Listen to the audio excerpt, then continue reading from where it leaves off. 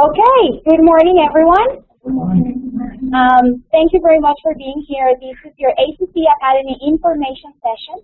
We are getting ready to start recruiting for the new year, and we're very excited that you all are here. We are doing this session also via WebEx, so this is an exciting time. It's a first for the Academy. And again, thank you very much. This is my colleague, Cristina Michura. I guess I forgot to say my name. My name is Nana Gaviria. Cristina and I co-coordinate the ACC Academy. So if you have any questions, you can either get in touch with Cristina or me, and we'll be more than happy to help you with those. Please remember that your application deadline is Friday, June 15th, 2012. You still have some time to work on that. Again, if you have any questions, you need any help, please let us know and we'll be happy to help. Without further ado, I would like to, for the three graduates of the Academy that are here with us to introduce themselves, and then we'll start with a few questions, and then I will open it up to the floor to ask questions. So, Noko, you want to start? Certainly. I'm Noko Wilson. I'm the data coordinator for the Student Recruitment Office here at Holland Business Center. I'm a 2010 Academy graduate. Hi, I'm Ava Shabazz. I work at the Service Center in the Purchasing Department, and I am a 2012 graduate. I'm Drew Derish. I am a 2011 graduate, and I'm an administrative assistant for the Dean of Social and Behavioral Sciences over on Rio Grande.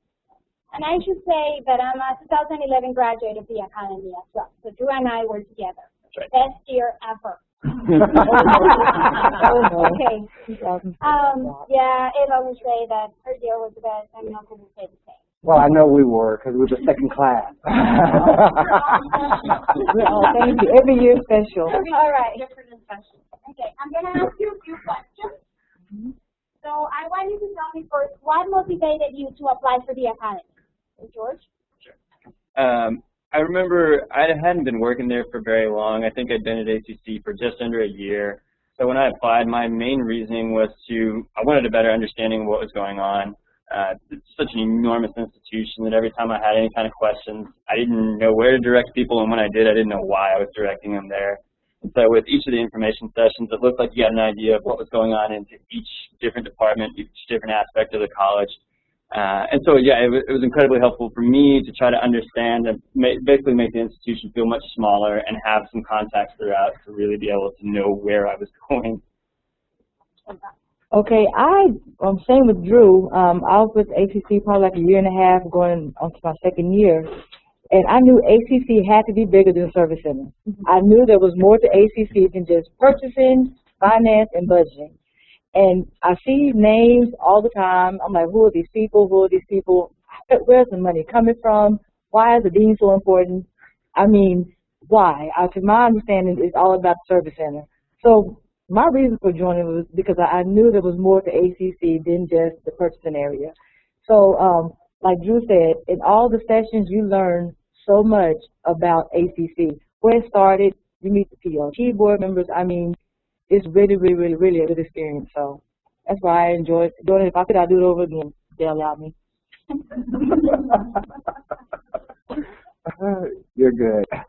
Well, I had just completed my MBA, and although I probably have a few more years than most individuals on the panel here at ACC, and I have a wealth of knowledge, but it was also to broaden my knowledge of the college and get more into the budgetary information of the college.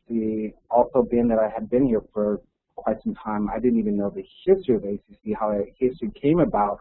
So that was definitely an eye-opening experience for me to learn how the college came about.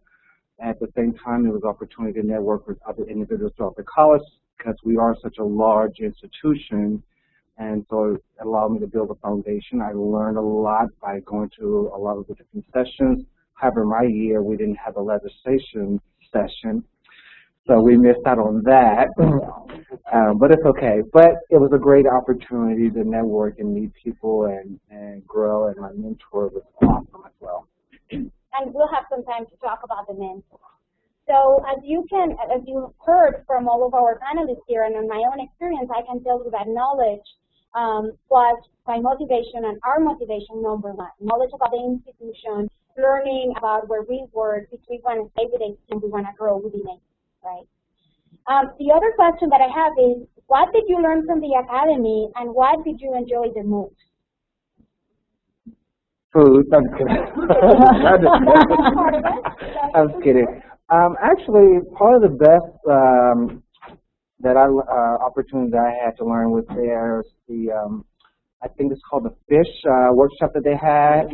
That was really a nice opportunity to interact, learn your professional skills, what your strong areas are, and how to network and build your leadership ability.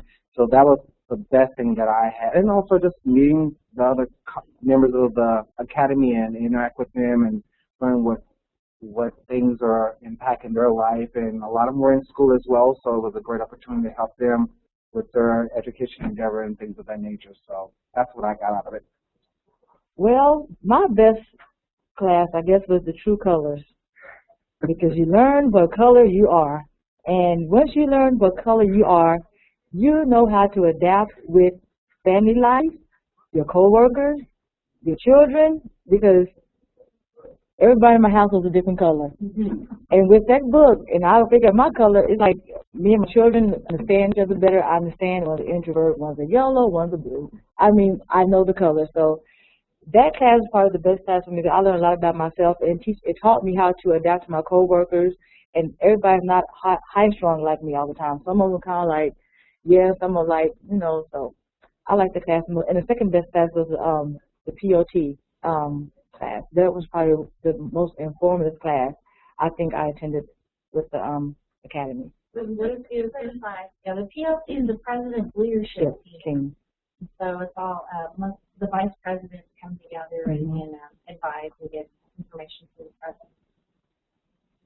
Yeah, for me, with the True Colors, it was neat because our class, I assume for all the other different years too, was so diverse. I mean, we had everyone from every aspect of the college, and so it was all of us, and you could see the different colors, and you go, that makes a lot more sense now, and particularly in dealing with people's just the style of handling themselves, and kind of, I remember, I think it even came up with a couple people where, you know, they were a bit more introverted, and so it's not them being cold or callous towards anyone, it's just their style, and kind of being able to understand and recognize people's styles of work is a huge deal, because, I mean, the whole idea of this was to develop leadership skills, and not just personal skills as well. And so that was something in recognizing how people operate and being able to adapt to that was tremendously helpful. And again, I loved having the diversity of people that we had, teachers, service center, old, young, male, female. It was all over the place, so it was incredibly informative.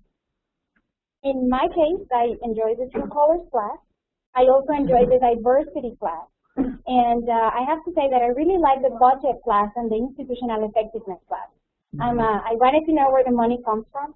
Things just don't show up. There's got to be some sort of golden pocket, right, that we get it. So that was very informative, having Neil and Ben there explaining the whole process. And also, I like numbers. So having institutional effectiveness there and talk about the demographics was very interesting to me. The last question that I have, and I will open it up for all of you, is talk about your mentor-mentee relationship. Mine was enjoyable because I had Linda Klug in admissions and records, and she's a busy person, so we rarely got a lot of one-on-one meetings. But when we did, it was much more of a sort of friendly. She wasn't very much of a handholder, but more of just kind of pushed me in the right direction. So particularly when it came to developing my project, I think as everyone will talk about, you start off with delusions of grandeur about what you're going to do for your final project, and then you really have to whittle it down because you're not going to make some earth-shattering change. And so generally just focusing on a small portion and then having your mentor kind of go, oh, right, this is possible. I'll tell you what's possible. And then that's not to demean it or limit anyone on their project, but I know I had much grander aspirations than what I came out with. And Ms. Klug was fantastic and just, again, pushing me along. We had coffee, you know, basically once a month, and kind of, it was more of a friendship than anything, but it was incredibly helpful because she also kind of pointed me in the right direction with contacts and really kind of, yeah, got the ball rolling on most of my projects. Well, my mentor was Terry Bazan, and she is the director of financial aid, and she is extremely busy. But when I first started my project, I thought I would do a project for financial aid. So I'm like, I don't know what to do with this. She said, no, Avery, you need to do something that's within your area that can better your area, that maybe can help the college um, start using that process, as the case may be. So she pointed me to the right direction. And like I said, we are like, she is like the nicest lady I've met. She is so sweet. We see each other, we hug each other. Christina saw us hugging outside yesterday, but started crying and stuff. But we're like she's like a really good mentor for me, and I really enjoy Terry. And like I said, get to know them. When you're appointed to a mentor, don't be afraid of them. Go talk to them. Go to meetings with them and get involved with their department, because you will learn so much from your mentor. I mean, the whole financial aid side of ACC, I had no idea about. It was that detailed. And yeah, so like I said, when you get a mentor, spend time with them and enjoy them, because there is really worth that year's worth. Spend time with them. Let's say my mentor was Jerry Tucker, the VP of HR, and both of my degrees, undergrad and MBA, is in HR. So it was an opportunity for me to capitalize on that information that I've learned through my education. So she had such a wealth of knowledge that she provided and geared me towards my project, and her open door policy, just like you guys mentor, super busy, hard to catch her, but called her. I could just drop into her office anytime I need to speak to her and just touch base and cover whatever components that I need to just discuss regarding my project. And I walked away with a lot of knowledge, and I still have a really awesome rapport with HR, even though I do not work in HR. And I've learned a lot more, and I can't even say enough about HR, how much I've walked away with, and a lot of the variables and dynamics that sometimes we as employees don't know that actually exist on the other side of HR that you can actually learn.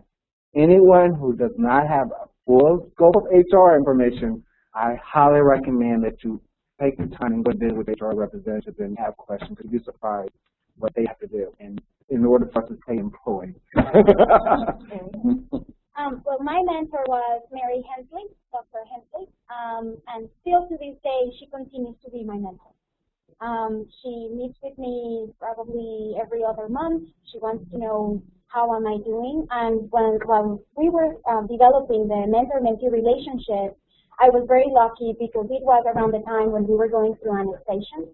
So she took me everywhere, not only meetings within ACC, but also meetings outside of ACC. So I got to see how is the institution perceived in the community, and you know, how highly and sometimes how bad they speak about ACC, but it was very enlightening.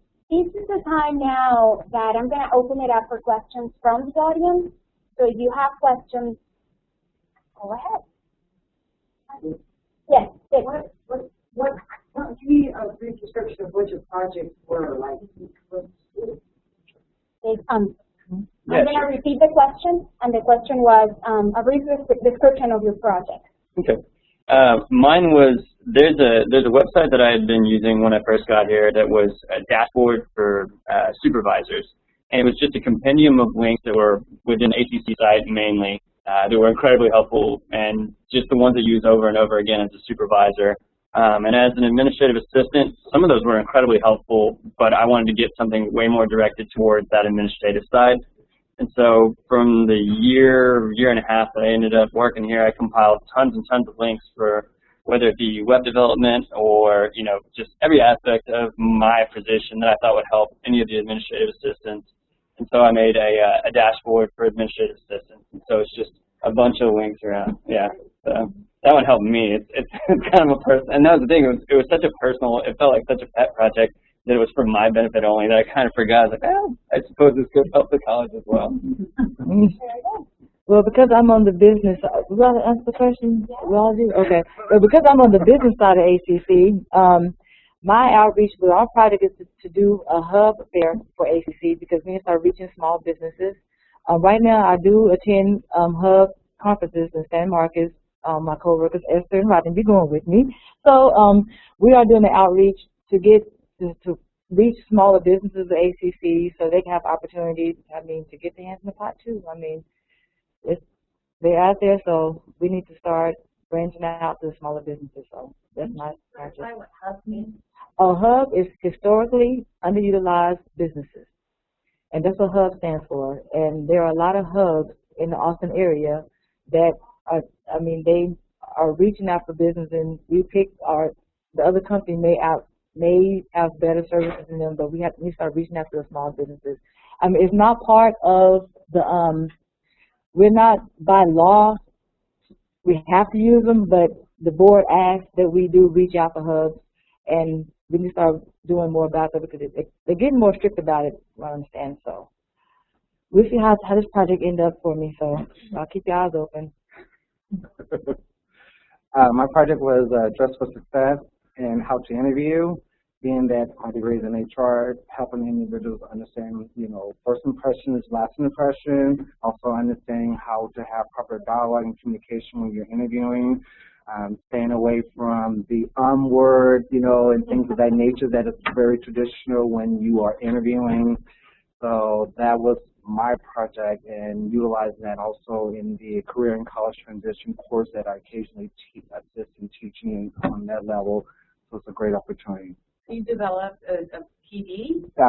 PowerPoint and presentation and some step-by-step how to interview, how to ask the right questions, how to present yourself and sell yourself in a tough industry these days, because at the time the market had just taken downsizing, so people, kind of having a negative outlook on looking for jobs. So it's keeping a positive attitude, networking, I use the hit me. I know, because I'm talking about it. Yeah, I call myself. See, that's all. I really try to stay from the word. It's one of my pet peeves.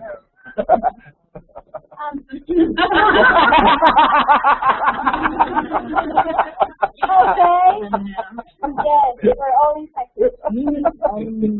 talk about the project.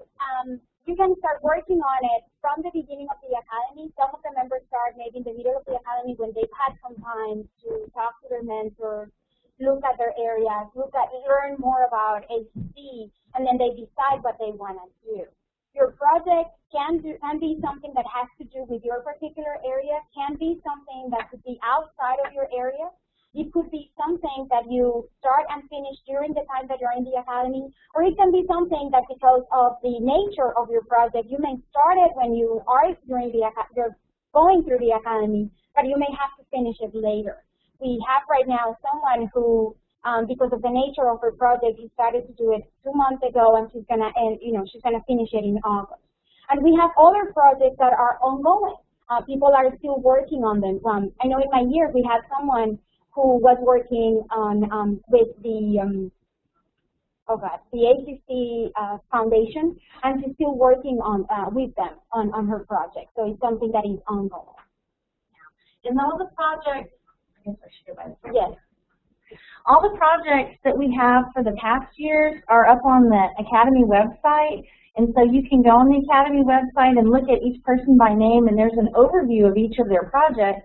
And they're really all widely different. We help guides when you're like, I'm not sure what to do. We say, well, tell what you're interested in. And many times in just talking about it, people come up with their own project ideas. We just kind of listen and help point you in the right direction. Same thing, like Drew said, the mentors are good for connecting you with people and also giving you a push in the right direction with regard to your projects and the feasibility of the projects as well. And so our Academy projects have touched all areas of the institution in a wide spectrum of ways. And so it's really interesting to just go and take a look at each person's project and kind of see some things and just start thinking about some things that you think, oh, I would like it if we did this, or, oh, this would be useful to me, or, oh, what if ACC connected in this particular way? And then we can start from there. And like Nana said, you don't have to have it right at the beginning, and many times it's good after you get some of the curriculum and the institutes under your belt to have a greater understanding of the institution to then start to kind of put together and formulate where you're going with your project and what you want to do. But you've got a lot of support to help you. You're not an island all alone. And we even have some folks this year that are partnering together and jointly doing a project as well. And so that possibility exists also. So, you know, there's a lot of things that you can do in terms of the project. You have to be working by yourself. Yes. How are mentors assigned? Are they randomly? So the question was how mentors are assigned. And as somebody who's worked with the Academy for several years and put together the curriculum and reviewed the applications, what we do is we as a committee take a look at the applications, and we often pull details out of the applications from the person's background, experience, but most importantly from your letter. And if you'll notice on the application, say like, what are you interested in, future development? And we try to consider all of that information all together and try to pair you with a mentor that may be best suited for your aspirations plus your experience as well. And sometimes it's a perfect match and sometimes it's a close match depending on the availability of our mentors. We use most of the administrators for mentors, and they're in all areas of the institution. And so we have a lot of great mentors ready, and like I said, we really take what you put down. So your application is really important to think about what you want to put down, but just be honest, be true to yourself. Don't freak out like, oh my gosh, I can't do it. Don't freeze up. But just think about what you want, and there's no right or wrong answer. It's you. It's your goals, it's your dreams, it's what you've done and what you want to do. And we do take that into consideration when we select a pair up with mentors. And you have two very good examples here. On my application, I really wanted to learn about the operations of the college. How is it possible that we have a mailbox in campus, for example, and it's not as easy as it sounds? You know, in my mind, I was thinking, well, we just call the post office and voila, here it is. When I started working with Dr. Hensley, I realized that's not the case because they wanted to have a mailbox at Round Rock or in campus. And it takes a lot of work, a lot of communication for that to happen. The other very good example is NOCO. NOCO was really interested in learning about HR, and his mentor was Gary Topper. So like Christina said, it's very important that you let us know why you want to get out of the academy and what it is that you want to do, right? And our mentors are wonderful. In fact, last year we had 2 new mentors added to the list because they were calling us to say, I want to mentor someone. I want to be part of the academy because they see the value of it. Some of you, I gave you one of these today, but some of you may have received one of the postcards from one of the graduates of the academy because they see the value in you to go through the academy. It's a great experience. Thank you for being here again because we want you to take advantage of it. Any other questions? Go ahead. Yes. Go ahead. So the true color talk, is that each time, each year, the true color talk? Yes, it will be part of your first institute. We have monthly institutes.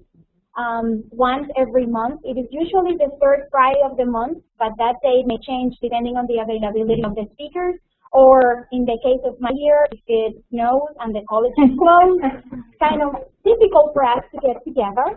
And then that's part of your first institute, and that's something that has happened because we incorporate topics that have to do with ACC, you know, budget, institutional effectiveness, meeting the presidential leadership team. We also incorporate topics outside of ACC, such as the legislature, that impact our institution. But we also incorporate topics that have to do with you, your own development as a leader, as an individual, and True Colors is part of that. We start off with that one because we think it's important for you to learn about Who you are. and then who they are, and the best way that you can connect with them so that they understand you, you get your needs met, and they also get their needs met. And so, in a lot of ways, it's really interesting to try to see, like, oh, this is, you know, where I'm coming from, and this is where they're coming from, so you can better relate to them, and then you can also cross-apply it to the workplace, to your colleagues. And then some people even applied it to their families. Yes. in increasing communication and building relationships in that particular way. And mainly, you know, it comes down to understanding the differences and appreciating that and communicating with people. Or they say it's like the platinum rule. You know, everybody knows the golden rule, right? Do unto others as you want them to do unto you. But we're not all the same. So they say there's a platinum rule. Do unto others as they would like to have done unto them. And so, you know, it's reaching them where they're at. So I think that's a really good one to start with because then you get a little deeper knowledge. And like Nana said, we do things for personal skill development, institutional skill and knowledge development, and then also statewide skill and knowledge development as well. So we plan out the institutes and the speakers, both internal and external, really carefully to try to give you a really rich experience. Anything that you want to add about the You also, along the way, another good thing about it is that each of us are also assigned to a speaker. And so you are going to be the liaison between that speaker when they do wind up signing up for your whatever session it may be. You start interacting with them, you get to learn, you receive their bio, you get to start building a relationship with them. I actually had a gentleman by the name of Dr. Bumpus from UT who has a wealth of knowledge about community college environment and university environment, culture, and diversity, which was a great opportunity for me to even learn more about how the diversity that exists in the community college and university and how that impacts student success and changing. So that's another avenue when you get into the academy, how you get to build that relationship with your speakers. Okay, I want to call them something else, but speakers. With your speakers. So that's a good thing that I got out of the academy as well. Yeah, you get to stand up in front of the whole class and speak and introduce them. So if you're a little shy, that'll be a time you're going to break out of that shell. And some bios are 2 and 3 pages, some bios like a sentence, some bios a half page. It depends on the person. So I advise you to read it the night before and practice in the mirror and then present it because I will provide you with some pointers for that. And we do a little workshop on speaking because if you're going to be in a leadership role, many times you will be up in front of like a classroom or people speaking. And so we want you to get more comfortable with it. But, you know, like they say, if you're as cool as a cucumber, you're probably as interesting as one, which means you're kind of boring if you don't care. And a lot of times we feel fear because we care. We want to do a good job. And so we talk about that. And then we have a tip sheet that gives you suggestions on how to put together a good intro. And then, like Ava said, the most important part is the practice. And practicing before you get there is very important. But it's really short. Intros are 30 seconds a minute, you know, and you're highlighting this person and their experience and introducing them to the group. And so it's a good experience for you, and it's a safe environment where you can practice and get better and improve yourself together. You know, we all grow together and we help each other and we're real supportive. And Noko provided us with an excellent example of how good our speakers are because Dr. Bones used to be in UT, and he's now the president of the American Association of Community Colleges. So we do get wonderful speakers to interact with the class. Any other questions? Yes. I noticed on the application it says that you have to have been a full-time employee for 2 years, but 2 of the panel members said that they weren't at that time. Is that a new requirement, and is it flexible? It's not flexible. Okay. Yeah. And I think by the time of the academy starting, they hit 2 years, and so we double check that. Okay. But they do want people who have been here for at least 2 years. By Yeah. And by then, because I've been asked that question a lot, by then you need to have had 2 performance evaluations. So that's a very good way for us. That's another checkpoint that we have to see if you've been here with the institution. Yes, Linda? How many slots are open, and how soon is the your deliberation? So Linda is asking how many slots and how long does it take to make the decision? And it is a competitive process, and so when we receive all the applications, I compile them and distribute them to the committee, and they do look over all parts of the application. Usually we have between 16 to 20 slots open. And the last several years, we've been running at about 18 folks, and they do look at all parts of it and then make decisions based on the applications and the applicant pool. It do take some time to work on that application.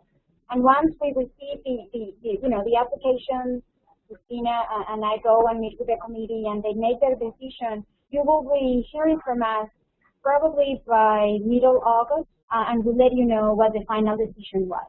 Now, if you don't get in the first time, do not be discouraged. Noko, please tell us your experience. I applied for the first academy, didn't get accepted. I was upset. No, I'm just kidding. I was upset. I was like, darn it, why can't I get in? But I applied the next year, and then I got in the next year. So please do not be discouraged. You know, keep trying. It's just very limited space, and and then just academy grows and grows. You get to walk away with a lot of information and opportunity. again. And a lot of friends. And a lot of friends. A lot of friends. Sure. Friends. People you'll never meet, you will be friends with, like, I'm serious. You meet a lot of different people, all different campuses. Gabby? The question is, can you start with a project and change it as you go? Yes. Yes, you'll see.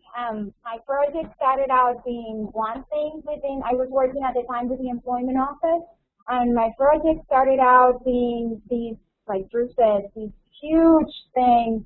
And then as I progressed within my academy, I realized I need to be realistic. Mary Hensley helped me. My supervisor at the time, Erica Bridlow, helped me. And I ended up, with a project that was, concise, straight to the point, helpful to the office, and I'm very happy with it. So things will change. You may start with one thing, and then your end result will be something different. Yeah, I must have had, 10 iterations of a project before I settled on one. And it started with a really cliche moment when I realized I was going to do the dashboard. I was staring out the window, and it was raining, and I was like... And so it was a light bulb moment of just kind of toning everything back. I had these big plans to put on this. I don't even know what I was going through, but I realized right then, like, I could do something that's a little bit more specific and helpful to me and to everyone else who's in that capacity. So it definitely changed. And again, you don't have to do something that is within your area. Believe me, this past year when I was looking at the academy from the other side, I was thinking, oh, I could have done that. Ooh, I could have done that too. So you can go in so many different areas. So do not be, I would say, constrained because it has to be within my department. No, you can do something else. Any other questions? Yeah, sure. No more questions? About the mentor? Yes. There you go. Well, we're human. Life happens. What if you're in a program and something happens and you're not able to finish, or something happens at work? How is that handled? Well, we do, as you know, in your application, your supervisor does sign off, and so in reading over and agreeing to that, your supervisor is agreeing to support you during this 10-month academy and allow you the time to go to the academy and also to work on your projects. And so they know the commitments that they've agreed to. You know the commitments that you've agreed to. But as you said, sometimes life does happen. It's very rare. Occasionally people may miss one or so. And then we do have an attendance requirement because we do put a lot of time and energy into the institute. But every now and then if something happens, if it's rare, that's fine. But we have had somebody who had some health issues and had to pull out. And so, then you just leave the academy and you're not a part of the academy at that time. But it's really rare. 4 years, it hasn't really happened, just an instance of it as such. Go ahead. We'd like for you to be at all of the academy sessions, and if you miss more than 2, you may be dismissed from the academy. So we haven't had to do that. Thinking about question. What if you transition from a different department, like you were in one department when you started the academy, and then you take on a different position where you might have a different supervisor? Will the supervisor have to talk to each other, or can you still be in the academy? How does that work? Usually the supervisors are pretty supportive of the academy because it is a chance for you to grow in a leadership role from within the institution. And so most supervisors, if they understand when you're coming into your new role, that this is something that you're currently engaged in, most of them are pretty pleased about that. You're an asset because you are now getting all this extra development and you're going to be in their area, and they're like, oh, for me, for my area, this is awesome. And so most of the time they're really supportive. But I would say that, when you're talking with them and they're making you the offer, you're doing the transitioning, be sure to let them know about the academy and then what's involved with the academy. You can give them the schedule. We have a schedule, or let us know, and we can contact them and send them the schedule as well. Just like you would do if you're starting a new job and you know that you're going to be that you rented a villa in Italy and you're going to be gone for 2 weeks. You need to let them know. All right? Otherwise, you're going to go. Not that I've ever done. Any other questions? Anything else that you guys want to add? Last comment? It was awesome. I know. Good food. How much outside of work time did you guys involved in the project? care to answer? I mean, The question is, how much outside of the monthly institute did you devoted to the project and meeting with your mentor? Officially on the document it says 40 hours, but it would really depend on the project and your speediness in getting things done. Absolutely. I think what you do for the final project is really what, some people, again, spent, 120 hours probably. And mine was, I'm not going to lie, it was kind of easy because I already had everything basically built. And so it was a matter of just constructing the website itself. And so it's kind of, mine didn't take as long, but I felt it was exactly what I wanted to do. So everything seems to be incredibly flexible. And, as far as the mentor meetings, we just went and had coffee, so it didn't feel like too much of a burden at all. It's incredibly flexible, and I think you can choose to devote a lot of time or, just enough to complete your project. I have to agree. I started my project at the beginning of the academy and kind of just basically worked on it month to month, and just cleaning it up and everything like that, and speaking with my mentor to make sure everything was pretty much in line and to my satisfaction, not to their satisfaction, my satisfaction, because it was my project. But and so and it's all up to how you delegate your time. I mean, it depends on the project that you're working on. So I already had a foundation for what I really want to do anyway, so I just kind of just build on that and just worked on it throughout the 9 months, 8, 6 months, 10 months. I can't, something like that. It's been so long ago. It's like having a child. Okay. So, sort of. Okay. So it just happened. And it was a great experience. I highly recommend that anyone that's a part of this organization to apply for the academy and see if you can get accepted. And that way you can build your network. It gives you an opportunity for your own professional growth and also your opportunity to find out all the other departments and individuals that make this organization function. I would recommend to have a conversation with your supervisors as you're working on your application, because as you may know, they're going to have to sign off on it, right? Talk to them and say, I don't know who's going to be my mentor, but I may have to be one from the office some extra hours in addition to the monthly institute. In my case, I was invited to staff meetings, to meetings with the community. I had to do things in the evening with her. And she always said, if you don't want to do it in the evening because it's your own time, it's fine, you can say no. To be honest with you, it's kind of hard to say no to Mary because she's great and because I realized it was a great opportunity to be out there with her in the community representing ACC. So, yes, I agree with them. It all depends on how much time you want to spend, but have that conversation with your supervisor because it may require more than 1 month away from the office. It may require some additional hours during the week, maybe 1 hour, 2 hours, or maybe every other week, or maybe once a month, or something like that, but have that conversation with them. And, many of the supervisors, I want to say all of the supervisors, are very supportive of the ACC Academy because they see the value in it, and they see how their employees change and grow and develop. So they will be supportive of it. Any other questions, comments? You're not. So you can have a chance to talk to human beings versus just looking at, website and papers and things like that. We're here, and even after this, we're here, or any of the academy folks, all of their names are up on the website. You can always reach out to them and say, hey, how did this go? Or I see you have that project. What are your thoughts about it? We're here, we're a strong network, and we're helping ACC, to become a really strong institution and a part of the community. So, yeah. In the selection process, do you really look at like the education level, your position, or anything like that to come to a decision, or is it really just what the person wants to do with their goals? What do you really look at? So the question was, what do we look at when we look at the applications, the education level or the job experience, the goals, what do we focus on? And actually, it's pretty comprehensive. We look at everything, like the whole package. So it's not just one thing, like, oh, only the education, only people that went to this, level of education can get in. It's widespread. We look at the whole package that you submit. So everything that you turn in is important and a part of the consideration process.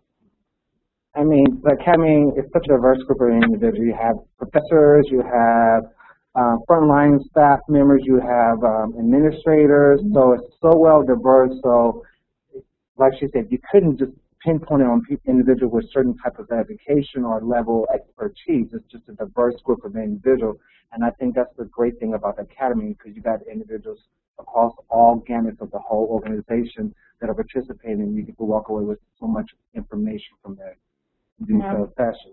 We've got classified, prof tech, administrators. We've got all different levels in the academy, faculty, from all different campuses. And I think that's one thing that I've heard over the several years I've been working with the academy, is that the network that you build is really strong. So now you have all of these other folks to ask questions, to call upon, to pull together. And so it kind of strengthens us. Even though we're far-flung, we're widespread, we're all at different campuses. I mean, all three of our guest speakers today are from all three different campuses, but we still all pull together and build a strong network for getting things done. And sometimes, it's a good way to get some things done as well.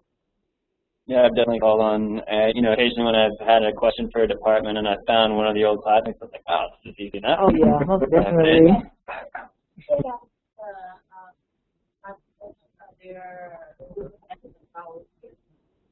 We try to do, I call it the tour of campuses, because many times in our role, we don't often get away from our own office area and our desk, and we're just at our campus, at our desk. And so we try to get us out to some of the different campuses so you can see what that campus is like. And for somebody, usually that's their home campus, and so the rest of us were visiting. And this last year, I was able to get us to almost all of the campuses.